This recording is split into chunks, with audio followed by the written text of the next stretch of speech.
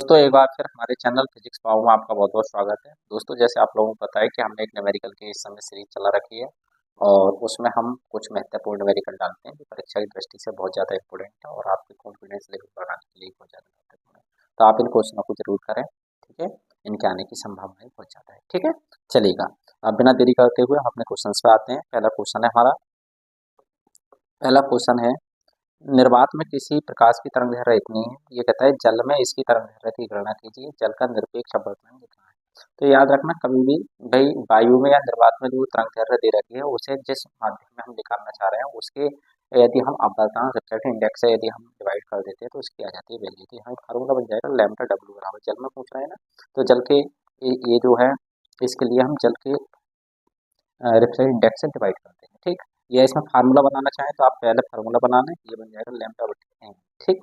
याद रखना उसमें हमने वैल्यू सब्स्टिट्यूट कर दी, तो ये हो जाएगा 6400 और गुणा 3/4, ये कट गया कितना आ गया 1600, 16 या 4800।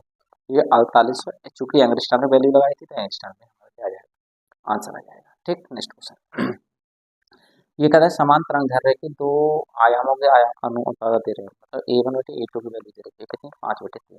अब वो कहता है महत्तम और न्यूनतम आयामों के अनुपात पूछ रहा है, तो A मैक्सिमम बटे A मिनिमम निकालने के लिए इसका फार्मूला हमारे पास क्या होता है, ये होता है A1 प्लस A2 बटे A1 माइनस A2, ये फार्मूला होता है आयामों के लिए, ठीक।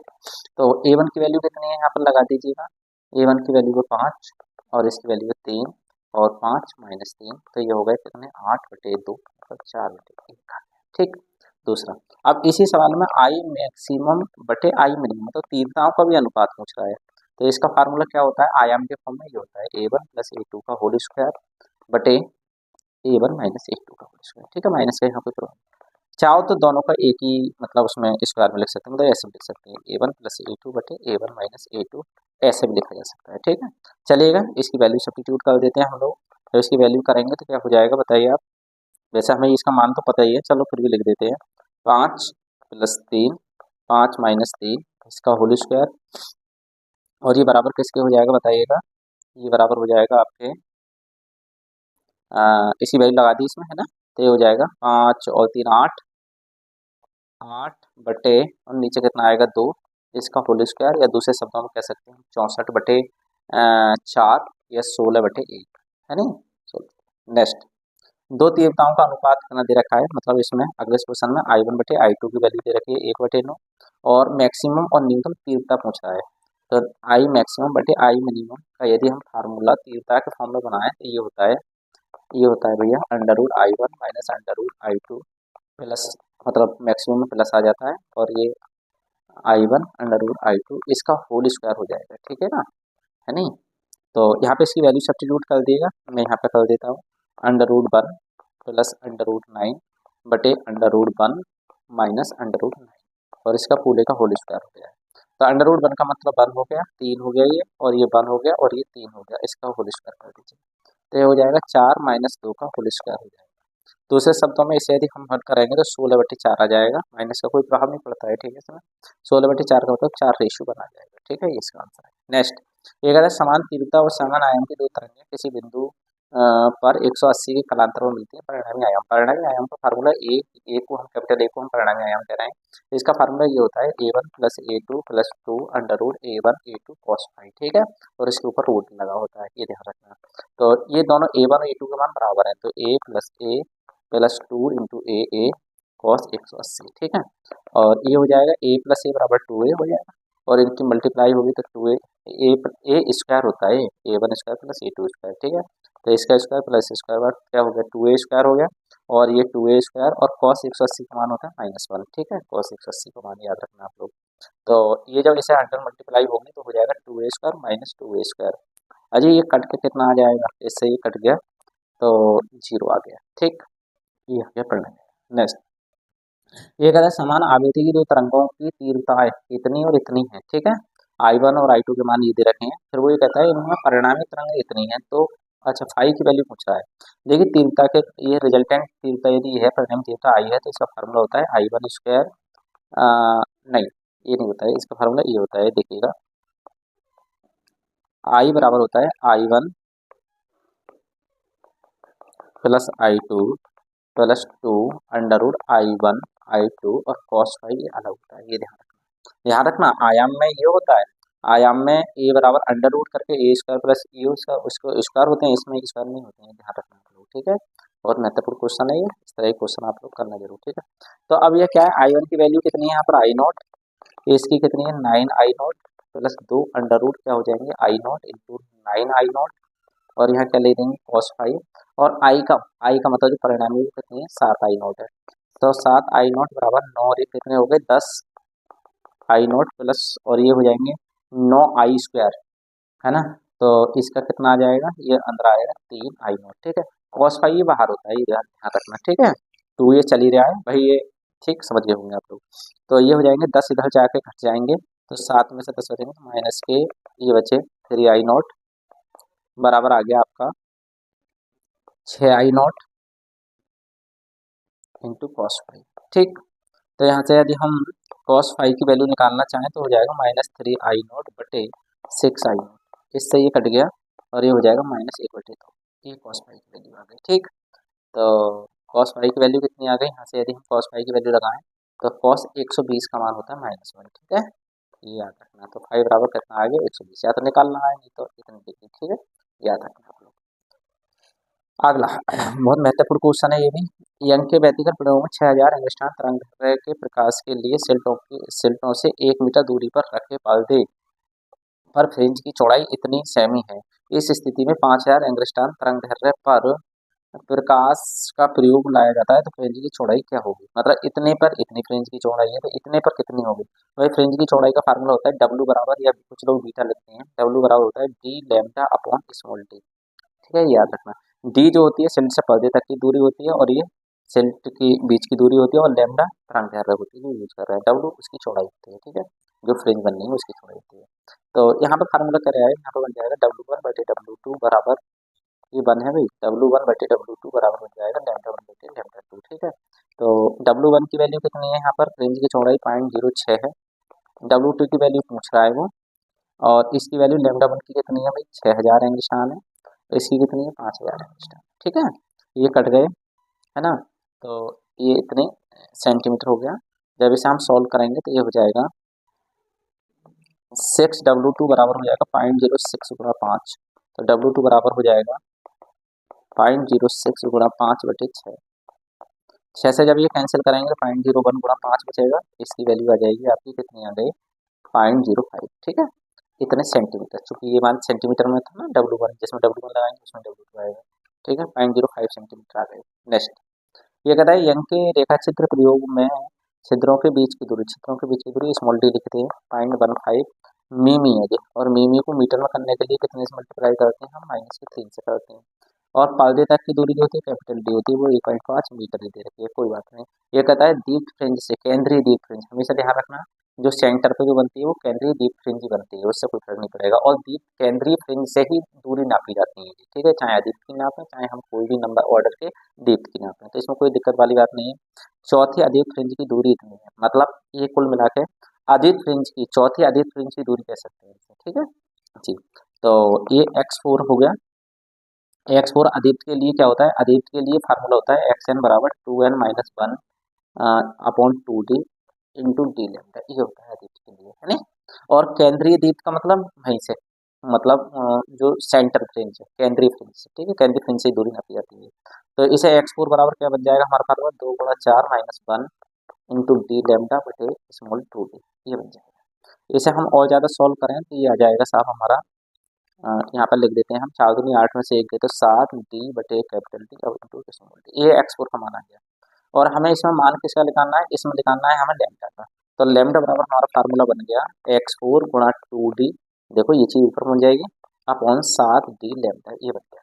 लगा दीजिए इसका मान, x4 का मान दे रखा है 1.8 सेंटीमीटर, सेंटीमीटर को मीटर में कन्वर्ट कर दीजिए, देखो ये दे रखा है ना, और 2 गुणा स्मॉल डी का मान दे रखा है 1.5 गुणा 10⁻³ है ना, और बटे में भैया और क्या दे रखा है देखिएगा, 7 तो 7 है ही भैया, उसकी तो कोई बात नहीं। डी का मान कितना दे रखा है, डी का मान यहाँ पे दे रखा है 1.5, और लैम्डा की वैल्यू हमें निकालनी है, तो लैम्डा ये यहाँ से हट जाएगा, है ना, लैम्डा इधर पहुँच जाएगा ना जी। ये चलो इसे हम एस का एरिया है ना, ये तो बना फार्मूला। तो ये आ गया, सब वैल्यू हमने लगा दी है नहीं, तो यहाँ से फार्मूला को अरेंज कर लिया। तो यहाँ से क्या आ जाएगा, पॉइंट वन से पॉइंट, ओहो ये .15 तो नहीं है, नहीं पॉइंट, ठीक है। इससे ये पॉइंट से हमने पॉइंट हटाया परंतु नीचे एक जीरो बढ़ गया, तो 15 से ये 10 बार कट जाएंगे, ठीक है, यहाँ तक हम लोग ध्यान रखेंगे। ये 10 बार कट जाएंगे और 18 और ये 15 दूनी 15 से 15 कट गए ना अभी ये, है ना, 15 से 15 कट गए, .5 हमने नीचे एक जीरो बढ़ा लिया और 15 से ये 10 बार कट गए। 10 बार कटने का मतलब, और एक काम और करते हैं हम, ये क्या हो जाएंगे, 18 दूनी 36, 3.6 और गुणा 10 की पावर माइनस के 5, और ये ऐसा 10 की पावर प्लस की 1 मान लें तो ऊपर जाकर माइनस की 1 हो जाएगी, अपन में 7 ही आ गया, ठीक है।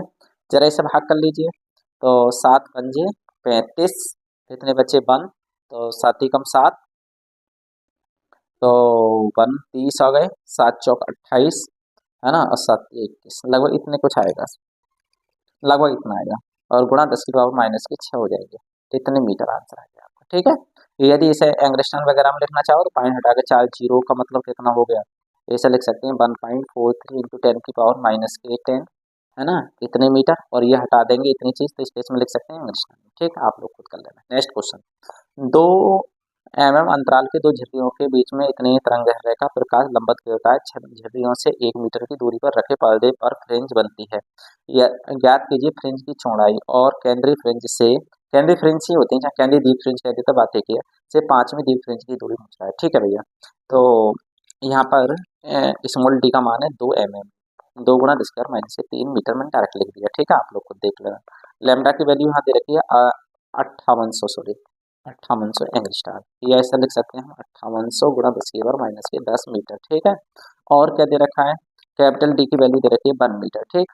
तो यहाँ पर फ्रिंज की चौड़ाई निकालने का फार्मूला, ये डब्ल्यू बराबर क्या होता है, D lambda upon small D, ये होता है नहीं। तो इसे जरा हम निकालते हैं यहाँ पर, इसके लिए एक पेपर ले लेते हैं भैया। हम्म हम्म, इसके लिए हमने एक पेपर ले लिया है ना, थोड़ा बड़ा है।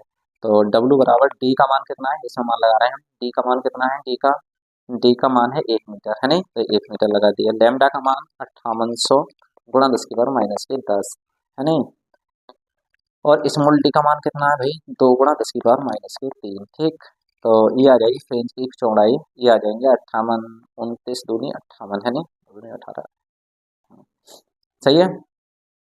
58 ये आ गई, गुणा 10 की पावर माइनस की ऊपर जाएगी प्लस की हो जाएगी, प्लस की 3, तो माइनस के 7 बची है, इतने मीटर आएगी फ्रिंज की चौड़ाई, समझ में आ रही बात। और आप लोग देख लेना, गुणा भाग आप लोग खुद देख ले करो, ये डब्ल्यू आ। अब ये कह रहे हैं केंद्रीय फ्रिंज से 5वीं दीप फ्रिंज की दूरी, तो x5 सॉरी x5 का फार्मूला बनता है, इसमें होता है जनरल फार्मूला ये, पहले xn का लिख लेते हैं हम लोग, xn का फार्मूला लिख देते हैं दीप फ्रिंज के लिए, अदीप्त के लिए नहीं, दीप्त के लिए ये होता है xn बराबर D lambda D upon small D, ये होता है। और यदि हम 5वीं फ्रिंज की बात करें, 5वीं के लिए, है ना, 5वीं के लिए क्या हो जाएगा, 5वीं के लिए हो जाएगा, यहाँ पर नीचे से लिख देते हैं 5वीं के लिए, ये फार्मूला बन जाएगा x5 बराबर 5d lambda upon small D, ये बन जाएगा, है नहीं। तो यहाँ पर हम क्या काम करें, इसकी वैल्यू लगा दो x5। अच्छा एक बात और ध्यान रखो, x5 और इतनी चीज क्या बन गई, इतनी चीज आपको d बनती दिखाई दे रही है, वो w बनती दिखाई दे रही है, फ्रिंज की चौड़ाई, तो 5w हो गया, नहीं हो गया, इसमें हमने इसी को अरेंज करके हमने इसे लिख दिया, 5 गुणा इसका हमने मान निकाल दिया, गुणा 10⁻⁻7, है ना, तो 0 0, 9 पंजे 45 के 5 हासिल करते लगे 4, और 5 दूनी 10 और 4 14, ये आ गया, है नहीं, गुणा 10 की पावर माइनस के 7, है नहीं, या इसे हम 1.4500 गुणा 10 की पावर माइनस के कितने कह सकते हैं, इतने मीटर कह सकते हैं, या 1.45 mm भी कह सकते हैं, नहीं पॉइंट आज इनकी कोई गली नहीं होती। और आप लोग ये देख लेना, ठीक है, ये आप लोग इस तरह से देख लेना, ठीक। अगला कह रहा है दो सिल्टों के बीच की दूरी, कहना मतलब स्मॉल डी का मान कितना है, यहाँ पे 0.4 mm, mm को मीटर में करने के लिए 10⁻⁻3 से हम क्या कर देंगे, गुणा कर देंगे, ठीक है।